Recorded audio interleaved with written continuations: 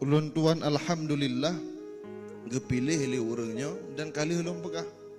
Termasuk badengku Umar Rafsan janinya bang menyulun pegah abah lain macam. Kadang-kadang hana lagi ekspektasi hadirin.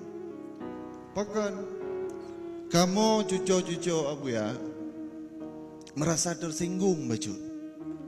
Munyo cerita tentang cik kamu cuma tentang keramat. La, Abu ya Muhammad Wali Al-Khalidi a'la minal karamah. Beliau itu karamatnya itu bukan cuma khawariqul adah.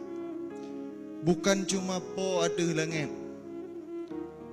Niat preh cerita pajana Abu ya jamun ya po ada langit, ketemu bird jin. Kemudian pelam dan sebagainya. Nyan memang na gejuk kemuliaan oleh Allah. Tapi mana diingat Abu ya katanya al-alim al-allamah. Sifat khas yang kedua bak beliau kon keramatnya. Keramat ada terjadi 32 bak Abu ya. Menyuana 32, tapi nan depu yang na bak tubuh Abu ya. Yang kepudu bak roh Abu ya. Nan depu ilmi Allah Taala.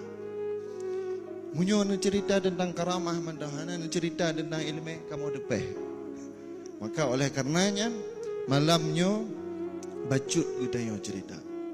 Abu ya Muhammad Wali Al-Khalidi. Beliau dilahirkan di tahun 1917. Di abad postmodern kan. Yang dimana di abad ini banyak dilahirkan mujaddid di pelosok negeri. Di dalam keyakinan Ahlus Sunnah wal Jamaah kita ada satu hadis yang disampaikan oleh Rasulullah, innallaha yab'atsu fi ra'si kulli mi'atin sanah man yujaddidu fi amri dini ummati. Sesungguhnya Allah Ta'ala di akhir 500 tahun sekali, maka itu akan Allah kirimkan mujaddid untuk update tentang perkara agama. Update di sini kon geba ada baru, tapi geba semangat baru dan rasa baru kita dalam beragama. Contohnya di daerah Syam, ketika itu ada mujaddid Syekh Badruddin Al-Hassani. Kemudian di Tarim kita juga mengenal banyak lahir para ulama. Kemudian di Makkah ada Sayyid Alawi Al-Maliki, ada Syekh Ali Al-Maliki dan sebagainya. Kemudian di Indonesia ada Syekh Mahfud At-Termasi, ada Syekh Hashim Al-Ash'ari, ada Syekh Khalil Bangkalan, dan di Aceh ada Syekh Mudawali dan juga Syekh Hasan Krungkali dan sebagainya. Le kepelahi ulama. Namun kita tak bicarakan tentang gure kita bersama. Yang mana gure kita almarhum Syekh Muhammad Wali Al-Khalidi. Beliau dilahirkan pada tahun 1917. Pendidikan pertama beliau mengambil ilmunya sebagaimana ulama-ulama terdahulu, bahwa mereka ini semuanya mengambil ilmu dari ayahnya. Karena kenapa? Karena kewajiban mengajarkan ilmu kepada anak, kepada umat, kepada manusia. Nyankan kewajiban ulama. Tapi kewajiban anak urangnya, kewajiban ayah anaknya.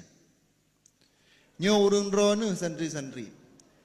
Abu ya katanya hana wajib untuk puruna waran. Gure-gure katanya hana wajib untuk puruna waran. Yang wajib puruna peturi Allah Taala. Peturi teh temayang, nyan ayah katanya. Mak katanya, nyo urangnya yang wajib. Namun karena terbatasan ilmu, gelake tolonglah mak-mak dan urang cik katanya untuk belajar katanya niba abu ya katanya. Yang kedisinan gure-gure katanya gebantu pikul kewajiban ayah katanya dan kepetelamat ayah katanya dari api neraka. Makanya di sebagian kitab tasawuf, di sebagian kitab tarbiyah itu dikatakan bahwa pangkat guru itu lebih besar daripada pangkat ayah. Ayah yang hana ilmu. Karena apa kan? Gurenya bahkan yang petelaman ayah katanya. Namun Abuya Muhammad Wali Al-Khalidi, beliau belajar pada ayahandanya. Beliau belajar Al-Quran, beliau belajar kitab-kitab dasar pada beliau, pada ayahanda. Kemudian pada satu riwayat juga diceritakan bahwa ketika beliau berumur 11 tahun, beliau belajar juga ke Madrasah Al-Khairat di Labuhan Haji. Pimpinan Tengku Syekh Muhammad Ali dari Aceh Besar.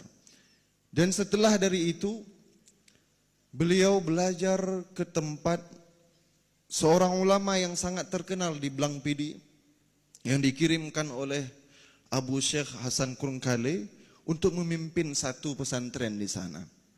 Beliau yang dikenal dengan nama Syekh Mud Blang Pidi ataupun Syekh Mahmud Blang Pidi. Beliau Syekh Mahmud ini berasal dari Lung, Aceh Besar, namun dikirimkan oleh gurunya untuk memimpin masyarakat di sini. Kemudian singkat cerita beliau berhijrah. Setelah belajar di daerah Barat Selatan, Abuya Syekh Muhammad Wali Al-Khalidi berangkat ke Kutaraja. Di Kutaraja Abuya belajar. Ya minta ilmu bak tidro urang, bak tidro ulama yang sangat terkenal pada masanya. Yang mana bisa dikatakan sebelum era Abuya Syekh Muhammad Wali Al-Khalidi yang menjadi qutubul ilmi, yang menjadi magnet ilmi, magnet ilmiah. Bermandum santri belajar kenan nyan kehnyan Abu Hasan Krungkale.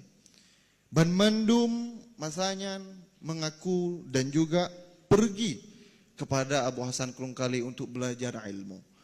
Dan juga termasuk Tengku Muhammad Wali Al-Khalidi muda belajar kepada Abu Hasan Krungkale. Kepada beliau, Abuya dalam sejarah hanya belajar setengah hari saja. Abuya gedanyo bet di Krungkale yang tertulis dalam sejarah hanya setengah hari. Yaitu dari bengah, bet bengah le subuh, terus poh 12. Gebet saja Abu Hasan Krungkale.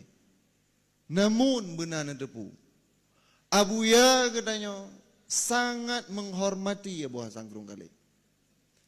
Lagi gebet muploh ton dengan Abu Hasan Krungkale. Lagi gebet dengan murabbi. Lagi gebet dengan guru besar agaknya. Padahal Abuya katanya bet ba Abu Hasan Krungkale. Cuma setengah huruf tak. Nyo hanaji lagi kun Sayyidina Ali, man 'allamani harf ana 'abdu man 'allamani harfan. Aku bisa menjadi budak bagi orang yang mengajarkanku satu huruf saja. Tanyona contoh nyata. Sonyan Tengku Muhammad Wali Al-Khalidi, gure kita yang bersama. Kemudian setelah itu beliau diajak oleh salah seorang tokoh Banda Aceh, yaitu Tengku Hasan Gelumpang Payung. Nah menyona nejak-jak ke dehu Banda, na saboh jalan, nan jalannya Tengku Hasan Dik. Nah tom baca, na tinggal urung Banda Aceh. Jalan Tengku Hasan Dik. Yang Tengku Hasan Dik, yang Tengku Hasan Gelumpang Payung. Yang pakat Abuya Muhammad Wali Al-Khalidi tebit dari Aceh untuk belajar di Padang. Ketika itu di Padang ada satu sekolah yang sudah berubah pola pendidikannya.